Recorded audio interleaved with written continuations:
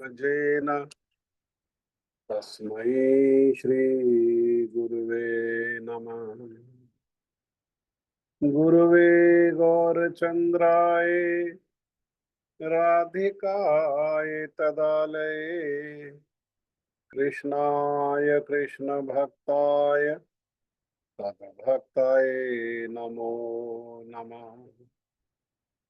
वाञ्छाकल्पतरुभ्यश्च कृपा सिन्धुभ्यैव च पतितानां पावनेभ्यो वैष्णवेभ्यो नमो नमः। नमो महावदन्याय कृष्णप्रेमप्रदायते कृष्णाय कृष्णचैतन्य नामिने गौरतिशे नमः। यं प्रव्रजन्तमनुपेतमपेतकृत्यं द्वैपायनो विरहाकातराजुहाव पुत्रेति तनुमैतया सर्वोऽभिनेदुं स्तं सर्वभूतहृदयं मुनिमानतोऽस्मि।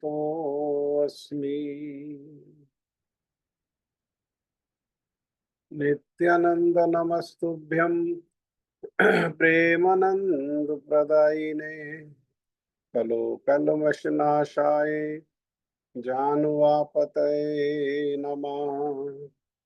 आजानुलंबित भुजो कनकावदातो संकीर्तने कपितरो कमलायताक्षो विश्वम्भरो द्विजवरो युगधर्मपालो वंदे जगत प्रिय करो करुणावतारो। हे कृष्ण करुणा सिंधु दीनबंधु जगतपते गोपेश गोपिका कांत श्री राधा कांत नमस्तुते।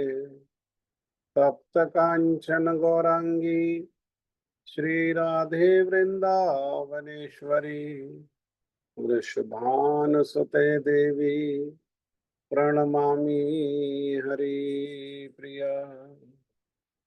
भक्त्या विहीनयपराधलक्षे क्षिप्तश्च कामादितरङ्गमध्ये कृपामयि त्वां शरणं प्रपन्ना वृंदे नमस्ते चरणारविंदम वृंदे नमस्ते चरणारविंदम वृंदे नमस्ते चरणारविंदम।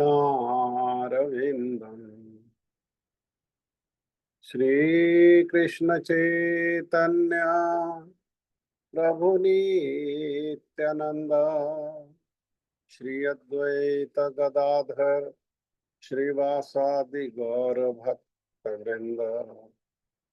हरे कृष्ण कृष्ण कृष्ण हरे हरे हरे राम राम राम हरे हरे। मैं सबसे पहले मेरे गुरुपाद पद में नित्य लीला प्रविष्ट ओम विष्णुपाद परमहंस परिव्राजकाचार्य अस्तोत्र शत युगाचार्य श्री श्रीमद् भक्ति वेदांत श्रील नारायण गोस्वामी महाराज जी के अभय चरणारविंद में अनंत कोटि दंडवत प्रणाम करते हुए उनकी कृपा याचना करता हूँ। तदुपरांत नित्य लीला प्रविष्ट ओम विष्णुपाद स्तोत्र श्री श्रीमद् भक्ति वेदांत स्वामी महाराज श्रील प्रभुपाद जी के चरण सरोज में अनंत कोटि दंडवत प्रणाम। रूपानुग गुरु परंपरा के चरणों में अनंत कोटि दंडवत प्रणाम।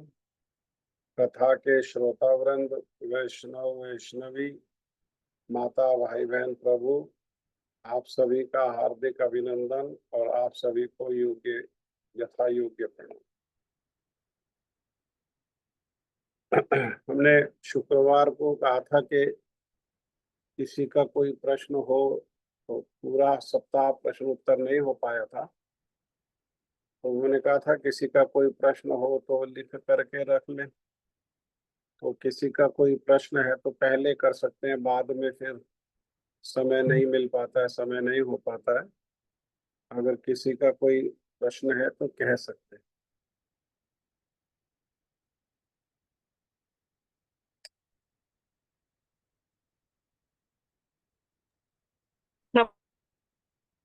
हाँ जी, हरे कृष्णा।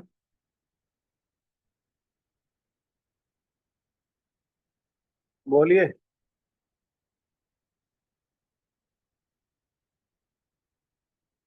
गौण भक्ति वो समझ नहीं आया था प्रभु जी। है श्रवण कीर्तन मुख्य भक्ति योग लिखवाया था आपने और निष्काम कर्म गौण भक्ति योग। हाँ, मैंने उस दिन भी समझाया था कि भगवान के जो नवदा भक्ति है उसमें श्रवण कीर्तन जो प्रधान है, और वो श्रवण कीर्तन रूपी भगवान की कथा को, भगवान के नाम को, भगवान के रूप की महिमा को, भगवान की लीला, इस सब को सुनते हैं और फिर उसका कीर्तन करते हैं। विशेषकर भगवान के नाम का कीर्तन करते हैं निष्कपट होकर के। तो ये जो भक्ति है ये मुख्य भक्ति, ये भक्ति का मुख्य अंग है। हाँ, अब गौण भक्ति क्या है? तो कहा कि गौण भक्ति कर्म किया अपनी मर्जी, अपनी इच्छा से स्वतंत्र होकर के कर्म किया। कि भाई हमें तो ये व्यापार करना है, परंतु व्यापार से जो पैसा आया, जो प्रॉफिट आया, उसको भगवान के चरणों में समर्पित कर दिया। ये गौण भक्ति है, ये मुख्य भक्ति नहीं है। क्यों? क्योंकि इससे क्या होगा? गौण भक्ति से पहले हमारा जो चित्त जो दूषित है वो शुद्ध होगा और फिर शुद्ध रूप में श्रवण कीर्तन होगा। लक्ष्य क्या है?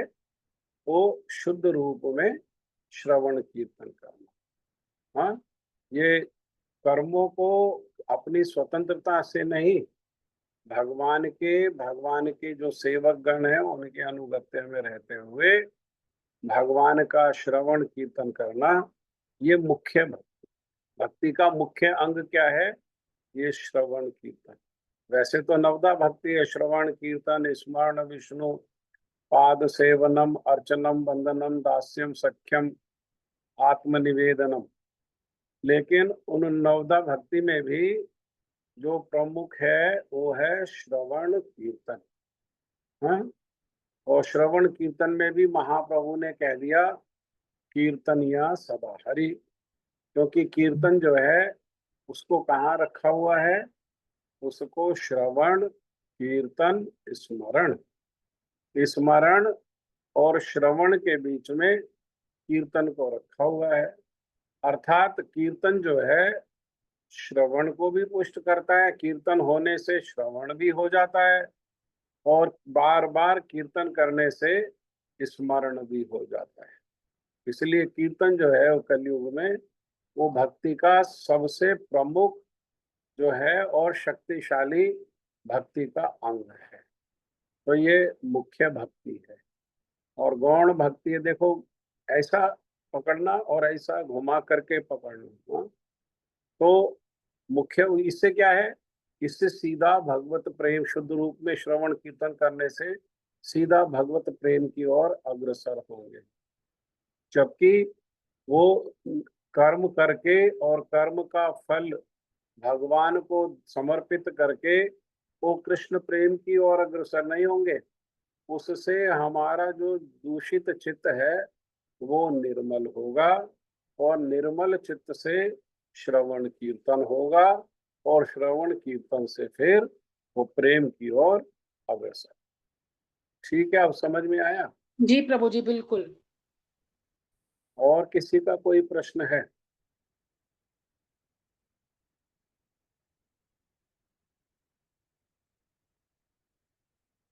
और किसी का प्रश्न नहीं है? ठीक है।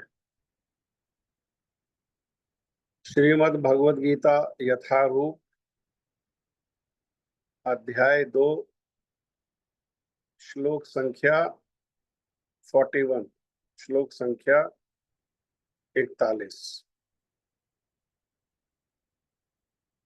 व्यवसायित्मिका बुद्धिर एक इह कुरु नंदन बहुशाखा हि अनंताश्च बुद्धयो व्यवसायिनाम्। व्यवसायित्मिका बुद्धिर एक ही कुरु नंदन बहुशाखा हि अनंताश्च बुद्धयो व्यवसायिनाम्। बोलिए।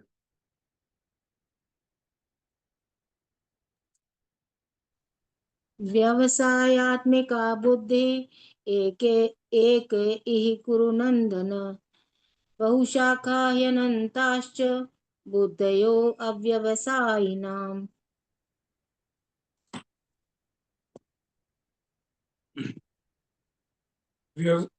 व्यवसायित्मिका बुद्धिर एके कुरुनंदन बहुशाखा ही अनंताश्च बुद्धेयो अव्यवसायिनाम्।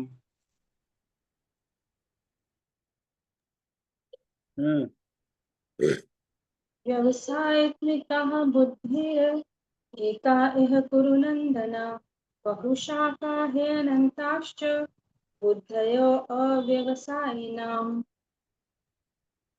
हरे कृष्ण प्रभु जी। हरे। व्यवसायात्मिका बुद्धिर एकः कुरु नंदन बहुशाखा ह्यनन्ताश्च बुद्धयो व्यवसायिनाम्। व्यवसायी आत्मिका बुद्धिर एका ही कुरु नंदन।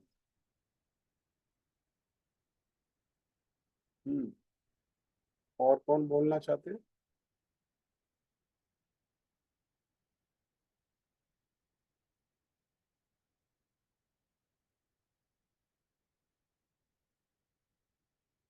इसमें कहा व्यवसायी आत्मिका भक्ति में स्थिर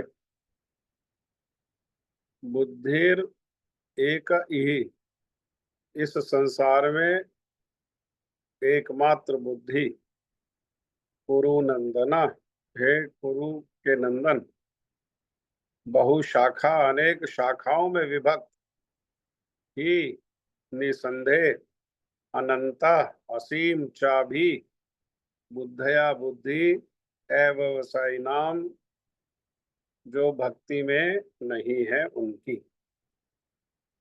दो प्रकार के लोगों को बताया जा रहा है। एक जो जिनकी बुद्धि कैसी है, व्यवसायी आत्मिका।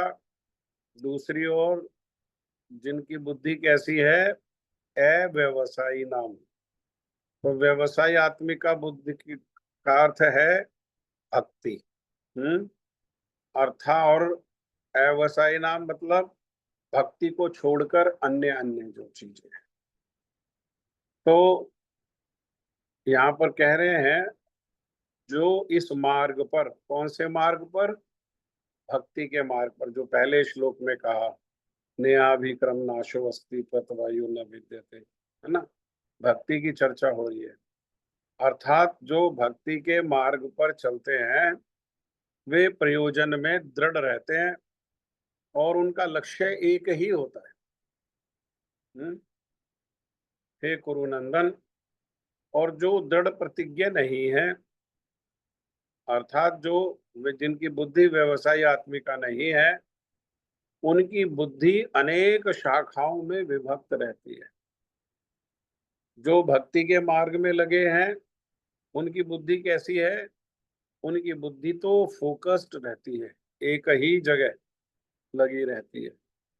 लेकिन जो भगवान के भजन में नहीं लगे, भगवान के भजन को छोड़ करके अन्य अन्य चेष्टा प्रयासों में लगे हुए हैं, उनकी बुद्धि अनेकों अनेक भावों में बटी रहती है।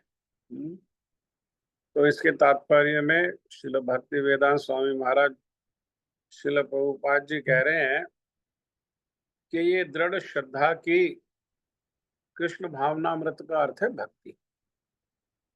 भक्ति द्वारा मनुष्य जीवन की सर्वोच्च सिद्धि प्राप्त कर सकेगा। ये व्यवसायिका बुद्धि कहलाती है। चैतन्य चरितामृत में मध्य लीला में बताया गया, श्रद्धा शब्दे विश्वास कहे सुदृढ़ निश्चय, कृष्ण भक्ति कहले सर्व कर्म कृते है। इसका अर्थ है कि श्रद्धा का अर्थ किसी अलौकिक, अलौकिक मतलब भगवत संबंधी, दिव्य, लौकिक और अलौकिक। लौकिक मतलब इस लोक की, इस संसार की। अलौकिक मतलब इस संसार के परे। इस संसार के परे मतलब कि ये मृत्यु लोक से भी परे, स्वर्ग लोकों से भी परे, ब्रह्म लोक से भी परे, इन सब से जो बाहर है वो क्या है? वो दिव्य है। हाँ, वो तो आध्यात्मिक है। वो तो अलौकिक वस्तु अर्थात भगवान में अटूट विश्वास, भगवान और भगवान की सेवा की क्रियाओं में अटूट विश्वास को क्या कहते हैं? श्रद्धा। और जब कोई भक्ति के कार्यों में लगा होता है तो उसे परिवार, मानवता या राष्ट्रीयता से बंधकर कार्य करने की आवश्यकता नहीं है। जो भगवान के भजन में लगा हुआ है वो भगवान का भजन करने से सब हो जाता है। श्रद्धा का अर्थ क्या है? श्रद्धा का अर्थ गुरुजी ने कई बार बताया। श्रद्धा का अर्थ क्या है कि एकमात्र भगवान का भजन करने से सब हो जाएगा। दूसरी ओर अश्रद्धा क्या है? अश्रद्धा ये है कि अलग अलग कार्य के लिए अलग अलग चेष्टा, प्रयास, योजना करनी पड़ेगी। जीवन का उद्देश्य क्या है? जीवन का उद्देश्य है सुखी होना। सब लोग सुखी होना चाहते हैं, तो भक्ति से ही सुखी हो जाएंगे। ये तो है श्रद्धा। और अश्रद्धा क्या है? नहीं, सुखी होने के लिए तो ऐसा करना पड़ेगा, सुखी होने के लिए तो इंश्योरेंस कराना पड़ेगा, सुखी होने के लिए तो बहुत सारा पैसा इकट्ठा करना पड़ेगा, सुखी होने के लिए तो बहुत सुंदर आलीशान घर बनाना पड़ेगा, उसमें सुंदर सुंदर चीजों से उस घर को सजाना पड़ेगा, सुखी होने के लिए बहुत बड़ी कार लेनी पड़ेगी। ये क्या है? ये अश्रद्धा है। श्रद्धा क्या है? वो व्यवसायिक है। और अश्रद्धा क्या है? अव्यवसायिक का।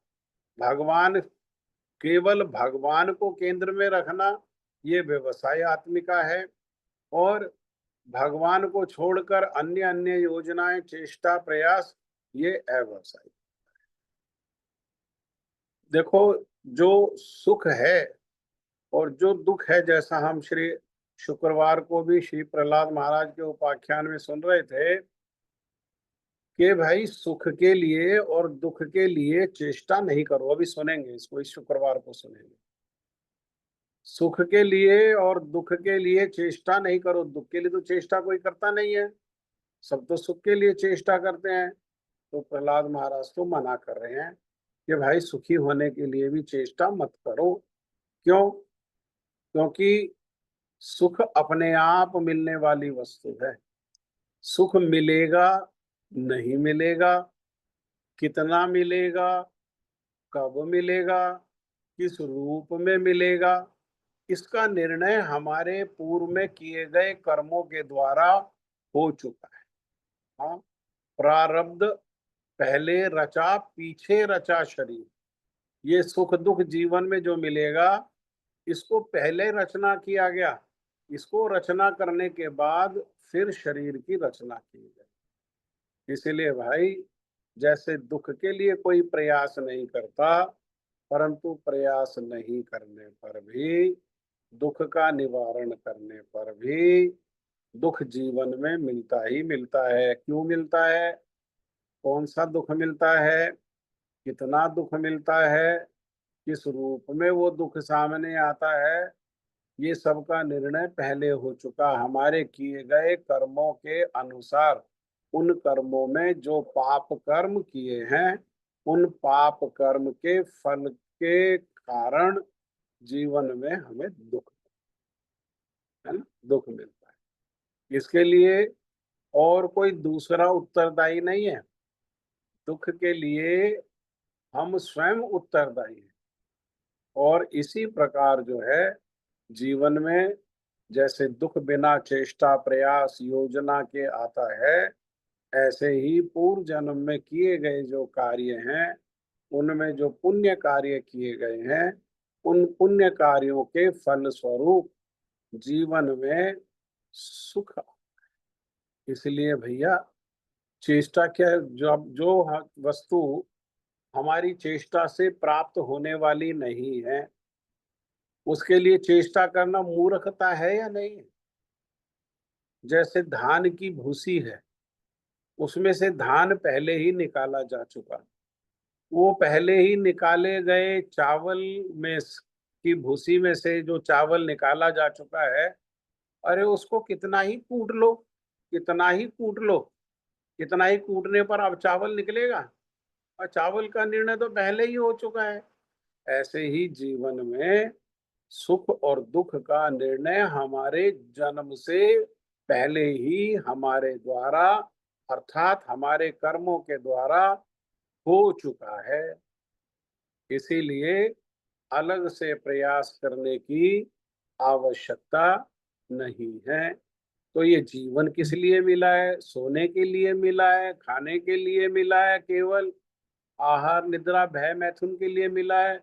नहीं, ये जीवन चेष्टा के लिए मिला है, ये जीवन प्रयास करने के लिए मिला है, ये जीवन योजना बनाने के लिए मिला है। तो कौन सी योजना, कौन सा चेष्टा, कौन सा प्रयास? भगवान को केंद्र में रख करके भगवत संबंधित योजनाएं, चेष्टा, प्रयास आदि के लिए ये शरीर मिला है। परंतु ये बात कौन जानेगा? ये बात तो वही जानेगा जो भक्ति के मार्ग में अग्रसर होगा, जो भक्ति को अंगीकार करेगा। जो भक्ति को अंगीकार नहीं करेगा, वो क्या करेगा? वो तो सुख और दुख को, दुख जीवन में ना आए और सुख जीवन में आए, इसके लिए क्या करेगा? इसके लिए अपनी बुद्धि को कितने ही भागों में विभक्त कर देगा। दूसरी ओर, जिसने ये जान लिया है कि सुख और दुख जो है उन पर हमारा कंट्रोल नहीं है, हाँ, भगवान की भक्ति करने से दुखों को टाला जा सकता है, सारे पाप कर्म को खत्म किया जा सकता है। एकमात्र हम क्या चाहते हैं? हम सुखी होना चाहते हैं, हम दुखी नहीं होना चाहते हैं। तो उसका उपाय खोजना चाहिए बुद्धिमान व्यक्ति को कि कैसे, कौन सी वो युक्ति है, कौन सा वो उपाय है, कौन सा वो कार्य है जिस कार्य को करने से जीवन में दुख आए नहीं और जीवन में सुख आए। तो वो कौन सा कार्य है? वो एकमात्र भगवान की भक्ति ही कार्य है ना। इसको श्रीमद् भागवतम में वो बहुत सुंदर उदाहरण से भी बताया कि जो तो अज्ञानी है, जो इसमें बुद्धि कम है, वो क्या करेगा? बुद्धि कम मतलब जो बुद्धिमान है वे भगवान का भजन करेंगे, जो कम बुद्धि वाले वो संसार में लगेंगे। संसार क्षणिक है, दुख में है, कलेश में है, लेकिन ये अल्प बुद्धि जो लोग हैं वो ये विषय को नहीं जानते हैं और वो क्या करते हैं? वो इसी संसार में रहते हुए सुखी होने की चेष्टा प्रयास योजना करते हैं। तो जो बुद्धिमान व्यक्ति है वो क्या करेगा? वो पेड़ इतना बड़ा वृक्ष होने पर और उसके अलग अलग अंग होने पर, तना भी है, टहनी भी है, शाखा उपशाखा प्रशाखा, पत्ते, फूल, फल सब होने पर वो जल देगा उसकी जड़ में। जड़ क्यों? क्योंकि वो जानता है ये मूल जो है, ये इस पेड़ का ये जड़ जो है, ये मूल है। इसको सींचेंगे तो फिर अलग अलग पत्ता को, फूल को, टहनी को, तना को सींचने की आवश्यकता नहीं है। जड़ को सींचने पर ये सब कुछ अपने आप हो जाए। जड़ में जल डालने पर फिर जल डाल के चिंता करते हैं कोई? जल डाल दिया जड़ में, बस छोड़ दिया। जड़ जानते हैं कि जड़ में देने से अपने आप सब कुछ मिल जाएगा। हाँ, ऐसे ही भगवान सबके मूल हैं। वासुदेव सर्वम इति। वसुदेव का जो बेटा वासुदेव है, अर्थात जो कृष्ण है, वो सारे कारणों के कारण हैं। जो भी कारण घटित होता है उसका मूल कारण कौन है? वो भगवान श्री कृष्ण है। अर्थात भगवान श्री कृष्ण को देने पर सबको अपने आप मिल जाएगा। भगवान श्री कृष्ण का भजन करने पर सब अपने आप सुखी हो जाए, फिर अलग से नहीं देना पड़े। जैसे एक बार पहले भी हमने बताया था कि पांडव लोग जिस समय वन में हैं, तो वहां पर दुर्योधन ने कपट करके क्या किया? दुर्योधन ने कपट करके भेज दिया वहां पर दुर्वासा ऋषि को। और दुर्वासा ऋषि अपने 60,000 शिष्यों के साथ वहां पर पहुंच गए। जब 60,000 शिष्यों के साथ वहां पर पहुंच गए, और पहुंचे किस समय? पहुंचे दोपहर और शाम के जो बीच का समय है, उस समय पहुंचे। और पहुंच करके उन्होंने युधिष्ठिर से कहा कि देखो, हमारे लिए प्रसाद की व्यवस्था करो। हम अभी जा रहे हैं, नदी में स्नान करके आते हैं, लौटते हैं, तो जब तक हम स्नान करके लौटें, संध्या आदि करें, तब तक तुम हमारे प्रसाद की तैयारी करो। और ऐसा कह करके चले गए। पांडवों ने तो द्रौपदी के मुख की ओर देखा। क्यों? क्योंकि द्रौपदी के पास सूर्य का दिया हुआ अक्षय पात्र है। अक्षय ए जमा छ, जिसका क्षय नहीं होता। अर्थात उस पात्र में बने हुए भोजन में एक व्यक्ति के भोजन की आवश्यकता है तो एक व्यक्ति का मिल जाएगा, 100 की आवश्यकता है तो 100 का मिलेगा, 1,00,000 की आवश्यकता है तो 1,00,000 का मिलेगा, और 1 करोड़ की आवश्यकता है तो 1 करोड़ का मिलेगा। वो दिव्य पात्र है, वो साधारण पात्र नहीं है, इसीलिए उसका नाम है अक्षय पात्र। परंतु उसका नियम है, कब तक मिलेगा? जब तक मिलेगा जब तक द्रौपदी स्वयं भोजन करके, अर्थात ग्रस्तों का नियम है कि वो जितने भी लोग हैं, गृहिणी का नियम है, सबको भोजन करा करके, सबको संतुष्ट करके तब भोजन कर। हाँ, यहाँ पर ये सिद्धांत भी बताया जा रहा है। तो जब तक द्रौपदी स्वयं भोजन नहीं कर ले और स्वयं भोजन करके उस पात्र को साफ करके रख देगी, फिर नहीं मिलेगा। फिर कब मिलेगा? फिर समय आने पर, जैसे सुबह के समय में नाश्ता का मिलेगा, दोपहर के समय में लंच मिलेगा, शाम के समय में डिनर मिलेगा। लेकिन ये समय कौन सा है? ये दोपहर का समय। लंच कर चुके, द्रौपदी ने भी प्रसाद पा लिया, और द्रौपदी ने वो अक्षय पात्र को साफ करके भी रख दिया, और शाम अभी हुई नहीं है। तो बड़ी विपदा। ये लोग तो जानते हैं कि दुर्वासा ऋषि कैसे हैं। दुर्वासा ऋषि तो बहुत क्रोधी हैं, और अगर उनको संतुष्ट नहीं किया गया तो वो क्या करेंगे? वो तो क्रोध में आकर के शाप दे देंगे। और दूसरा, वर्ण आश्रम धर्म के अनुसार ये गृहस्थों का कर्तव्य है। गृहस्थों का क्या कर्तव्य है? कि घर आया जो अतिथि है वो भूखा नहीं है, वो भूखा नहीं रहे। उसको संतुष्ट करना घर आए हुए अतिथि को, ये गृहस्थों का कर्तव्य है। तो वर्ण आश्रम धर्म के अनुसार भी ये कर्तव्य है। वो कर्तव्य पूरा नहीं होगा तो वर्ण आश्रम धर्म का कर्तव्य पूरा नहीं करने पर जघन्य पाप लगेगा। हाँ, तीसरी बात कि ये साधु है और साधुओं की सेवा करना तो भक्ति का अंग है। साधुओं के चरणों में सेवा नहीं करके उनके चरणों में अपराध बन जाता है और अपराध से तो बहुत दुर्गति हो जाती है, भजन में जो है वो पतन हो जाता है। तो ये तो योगी है, साधु है, तो इनको तो प्रति दायित्व है, इनके प्रति तो कर्तव्य है। ये तो बड़े बलशाली योगी हैं, इन्होंने अपने योग बल से इतने शक्ति प्राप्त कर ली है। तो गुरुजी तो समझाते थे कि दुर्वासा ऋषि किसी जीवित व्यक्ति को जिसका अभी जीवन बाकी है उसको अगर ये कहे कि मर जा तो वो मर जाएगा, और अगर किसी को जो मृत हो गया, मर गया, शरीर बस संस्कार करने के लिए लेकर के जा रहे हैं, जलाने के लिए, अगर उसको वो लेटे हुए जो मृत व्यक्ति है वो कहाँ लेटे हुए, तो शमशान में लकड़ियों के ऊपर लेटा हुआ है, वहां भी अगर वो कह दें कि जीवित हो जा तो वो जीवित हो जाएगा। और इतने बड़े योगी हैं, तो इनके चरणों में अपराध कैसे करें। तो ये लोग तो विचार करने लगे, ये लोग विचार कर रहे हैं, लेकिन द्रौपदी ने क्या किया कि द्रौपदी तो भगवान के शरण में चली। ये पांडव लोग जो है, कुंती महारानी ने कहा कि हमें विपत्ति देना। क्यों?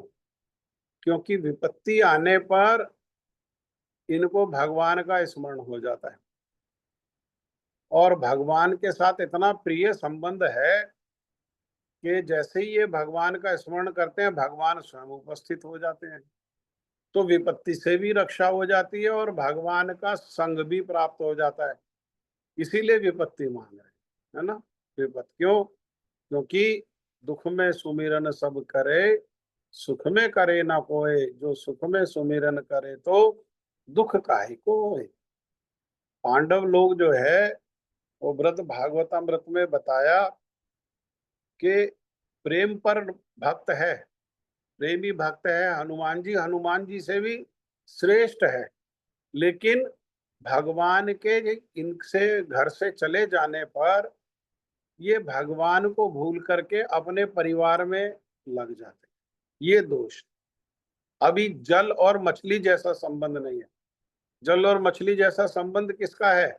वो प्रेम आतुर जो भक्त हैं, अर्थात यदुवंशी जो लोग हैं, और उन यदुवंशियों में भी जो श्रेष्ठ यदु हैं श्री उद्धव जी, वो उनका ऐसा संबंध है। कैसा? जल और मछली का।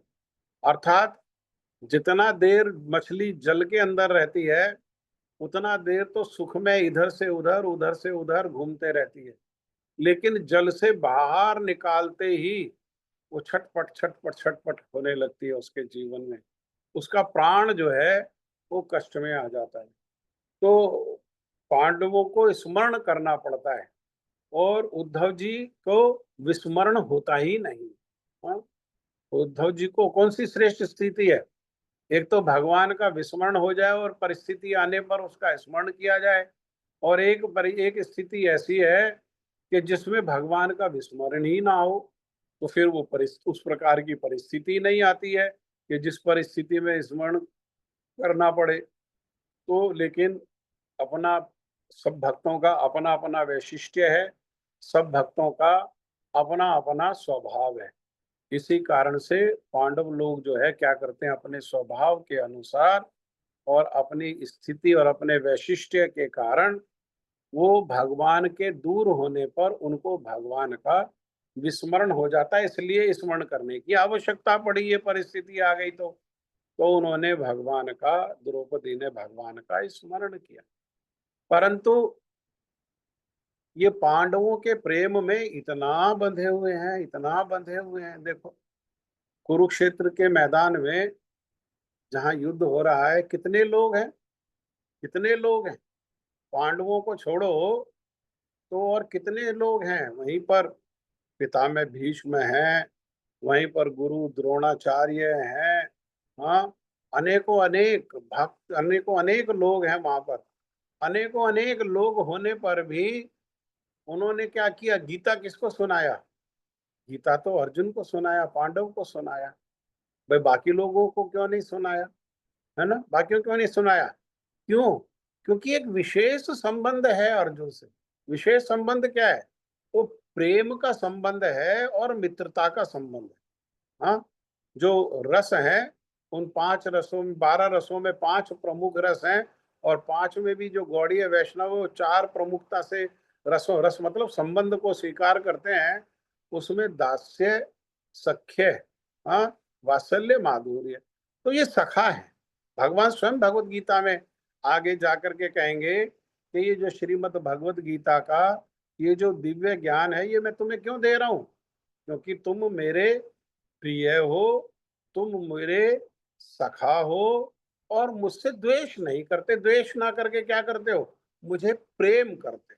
इसलिए भगवान इनसे, पांडवों से बंधे हुए। पांडव जब भी जिस भी परिस्थिति में जहां भी पुकारते हैं, भगवान स्वयं उपस्थित हो जाते हैं। भगवान स्वयं उपस्थित हो गए, भगवान स्वयं आ गए।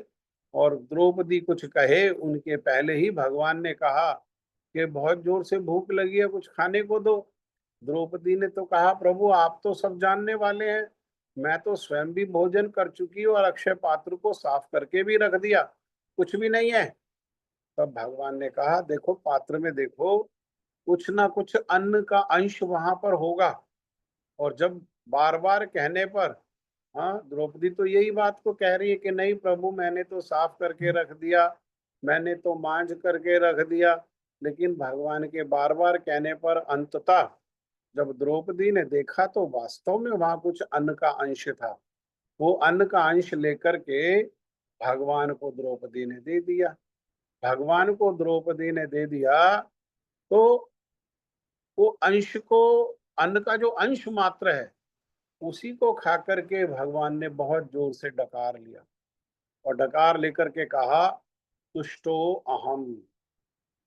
तुष्ट मने संतुष्ट, और अहम मने मैं संतुष्ट हो गया। उन 60,000 लोगों को नहीं दिया, 60,000 एक लोग, एक दुर्वासा ऋषि और 60,000 वो लोग, उनको किसी को खाना नहीं मिला। अभी किसको खाना मिला है? भरपेट नहीं, अन्न के अंश मिला। किसको दिया? वो दिया भगवान को। भगवान को देने पर जैसे ही भगवान ने कहा तुष्टो अहम, मैं संतुष्ट हो गया, तो वो दुर्वासा ऋषि जो 60,000 शिष्यों के साथ वो नदी में स्नान कर रहे थे, वहीं वे सब संतुष्ट हो गए। सबका पेट भर गया, हाँ, बिना खिलाए सबका पेट भर गया। सब जो है संतुष्ट होकर के, और जैसे भगवान ने डकार लिया वैसे डकार लेने लगे, और पेट इतना भर गया, जब कोई व्यक्ति ज्यादा खा लेता है, ज्यादा खाने पर सांस भी लेना मुश्किल हो जाता है, ज्यादा खा लेने पर चलना फिरना भी मुश्किल हो जाता है, ज्यादा खा लेने पर पेट भी लटक जाता है। ऐसी ही अवस्था उन ऋषियों की हो गई, और वो ऋषि तो वहां से भागे। हाँ, तो कहने का अर्थ क्या है? कहने का अर्थ है कि जो तो अनन्य बुद्धि है, जो तो भगवान को स्मरण नहीं करेगा, उसको क्या करना पड़ेगा? उसको तो द्रौपदी के स्थान पर कोई अगर भगवान में श्रद्धा रखने वाला नहीं है, कोई ऐसा व्यक्ति है, तो उसको दुर्वासा ऋषि को, जैसे दुर्योधन थे जो भगवान में श्रद्धा नहीं रखते हैं, उनको दुर्वासा ऋषि को भी संतुष्ट करना पड़ता, उनको उनके 60,000 शिष्यों को भी संतुष्ट करना पड़ता। ये क्या, देखो कितना बहुशाखा हो गया, कितने लोगों को संतुष्ट करना पड़ेगा। फिर भी क्या उपलब्धि है? फिर भी क्या उपलब्धि है? सबको संतुष्ट करने पर फिर भी क्या उपलब्धि होने वाली है? और एक और, द्रौपदी ने तो सबको संतुष्ट नहीं किया, सबको नहीं खिलाया पिलाया, सबकी सेवा नहीं करी, एकमात्र भगवान की सेवा करी। भगवान की सेवा करने पर सबकी सेवा अपने आप हो गई। यही श्रद्धा है कि भगवान को देने पर सबको मिल जाएगा, भगवान का भजन करने पर सब हो जाएगा, सब संतुष्ट हो जाएंगे, है ना। जीवन में दुख नहीं आएगा, जीवन में सुख ही सुख होगा। और दुख आए या सुख आए, लेकिन हम भगवान का भजन नहीं छोड़ेंगे। चाहे कोई देवता भी आकर के स्वयं कहे, तब भी हम भगवान का भजन नहीं छोड़ेंगे। ये एक निष्ठता है, ये एक निष्ठता है, ये व्यवसाय आत्मिक, ये व्यवसाय आत्मिका है। हाँ, और दूसरी ओर भगवान को छोड़ करके वो व्यवसाय आत्मिका नहीं है। ठीक है, ये श्लोक में इसी प्रकार से ये कहने का प्रयास किया गया है। ठीक है, अभी समय हो गया, अभी जप करो जिनकी बारी है जप। हाँ। हरे कृष्ण प्रभु जी, हरे कृष्ण हरे कृष्ण।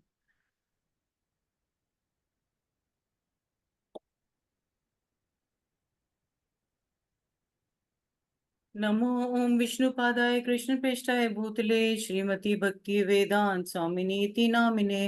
जय श्री कृष्ण चैतन्य प्रभु नित्यानंदा श्री अद्वैत गदाधर श्री वासदि गौर भक्त वृंदा। हरे कृष्ण कृष्ण कृष्ण हरे हरे, हरे राम राम राम हरे हरे। हरे कृष्ण कृष्ण कृष्ण हरे हरे, हरे राम राम राम हरे हरे। हरे कृष्ण कृष्ण कृष्ण हरे हरे, हरे राम राम राम हरे हरे। हरे कृष्ण कृष्ण कृष्ण हरे हरे, हरे राम राम राम हरे हरे। हरे कृष्ण कृष्ण कृष्ण हरे हरे, हरे राम कहना चाहते हैं तो कह सकते हैं। किसी की कोई इच्छा है कुछ कहने की? प्रभु जी बहुत सुंदर एक्सप्लेनेशन, बिल्कुल सारपूर्ण था एक्सप्लेनेशन, बहुत ही अच्छा। और एक नई दीदी ने ज्वाइन करा है हमारी टावर में, सिल्वर सिटी में रहती हैं, तो अच्छा। उनको आपकी कुछ रिकॉर्डिंग्स भेजी थी प्रभु जी, उनको बहुत सुंदर लगा, तो आज जुड़ी हैं वो, उषा दीदी। स्वागत है, उनका जी बहुत बहुत स्वागत है। और आगे भी उनको प्रोग्राम भेजते रहना, ग्रुप में जोड़ लो ताकि उनको इंफॉर्मेशन मिलती रहे सारे कथाओं की। और जब जी जब उनको कन्वीनियंस होगी तो वो ज्वाइन कर लेंगे। उनका जी स्वागत प्रभु है, बहुत स्वागत। जी। ठीक है, कोई प्रश्न नहीं है तो जय ध्वनि दो। कौन देगा जय ध्वनि? प्रभु जी मैं दूं? दीजिए। श्री श्री गुरु गौरांग गंधर्विका गिरधारी राधा विनोद बिहारी जी की जय। जय। जय नित्य लीला प्रविष्टोम विष्णुपाद अष्टोत्तर शत श्री श्रीमद भक्ति वेदांत नारायण गोस्वामी महाराज की जय। जय। जय विष्णु विष्णुपाद अष्टोत्तर शत श्री श्रीमद भक्ति प्रज्ञान केशव गोस्वामी महाराज की जय। जय।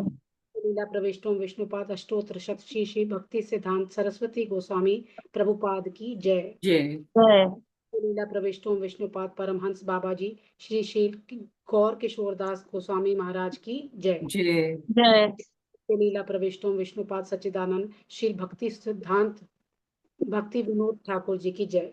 जय जय। नित्य लीला जय विष्णुपाद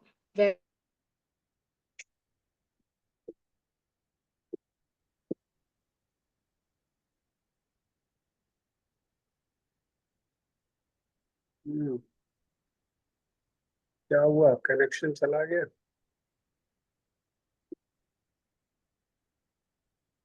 प्रभु जी आवाज आ रही है? अब आ रही है। जय नित्य लीला प्रविष्टोम विष्णुपाद वैष्णव सार्वभौमशील जगन्नाथ बाबा जी महाराज की जय। जय जय श्री गौड़ीय वेदांताचार्य श्री बलदेव विद्याभूषण प्रभु की जय। जय श्री जय विश्वनाथ चक्रवर्ती ठाकुर की जय। जय श्री जय रामदास श्रीनिवास श्री श्यामानंद प्रभु त्रय की जय। जय श्री जय कृष्ण कविराज गोस्वामी प्रभु की जय। जय श्री जय भट्ट रघुनाथ श्री जीव गोपाल भट्ट दास रघुनाथ क्षण गोस्वामी प्रभु की जय। जय जय रूप दामोदर राय रामानंद श्री गौर पार्षद वृंद की जय। जय श्री जय नामानंद श्री हरिदास ठाकुर की जय। प्रेम से जय कहो श्री कृष्ण चैतन्य प्रभु नित्यानंदा श्री अद्वैत गदाधर श्रीवासादि श्री गौर भक्त वृंद की जय। जय श्री अंतरद्वीप मायापुर सीमंत द्वीप गौतम द्वीप मध्य द्वीप कोल द्वीप ऋतु द्वीप जैनवद्वीप मौद्रुम द्वीप रुद्रद्वीपात्मक श्री नवद्वीप धाम की जय। जय श्री श्री राधा कृष्ण गोपीनाथ गोवर्धन द्वादशात्मक वनात्मक श्री ब्रज मंडल की जय। जय द्वादश उपवन की जय। जय श्री श्याम कुंड राधा कुंड यमुना गंगा तुलसी भक्ति देवी की जय। जय जगन्नाथ बलदेव सुभद्रा सुदर्शन जू की जय। जय। भक्त जय। नाथ महाराज की जय। चारों जय। धाम की जय। चारों संप्रदायों की जय। चारों जय। आचार्यों की जय। आकर जय। मठराज चैतन्य मठ की जय। श्री जय। गौड़ीय वेदांत समिति की जय। श्री जय। वेदांत श्री देवानंद गौड़ीय मठ और अन्य शाखा मठ समूह की जय हो।